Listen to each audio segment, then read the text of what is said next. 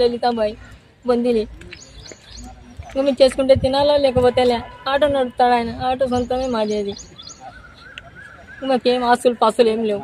చేసుకుంటే తినాలి. ఆయన ఆటోకి పోయేస్తాడు. ఇద్దరం దాన్ని ఉండేదంటేనే బతుకుతా ఉన్నాం. దేవుడు ఇట్లా తీసుకోపోయినాడు. మాకు ఏం చేయాలన్నా ఆ మౌలానికి పోయేస్తా ఉన్నాము. దేవుని కాడికి పోయేద్దామని రెడీ అయినాడు. పొద్దున్నే నీళ్ళు పోసుకొని చేసుకొని పోదాం రా, మన దేవుడు బాగా చూసుకుంటాడులే అని పిలుచుకోపోయినాడు. వచ్చేటప్పుడు ఇక్కడ తగిలింది దెబ్బ. ఆ బండి ఆయననే కొట్టినాడు. దాంట్లో గీసాలు మొత్తం ఉన్నాయంట. बड़ी पी कहा కదా हमने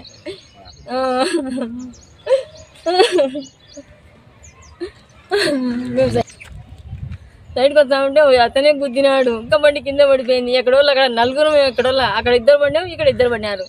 మా వదినకు దెబ్బలు తగిలినాయి. ఆమెకు ఆ పాపకు కొంచెం తగిలినాయి. పిల్లలకు మాత్రం ఏం కాలే. మాకు పిల్లలు కానీ లేరు. మాకు ఏమో మీరే న్యాయం చేయాలా మాకు.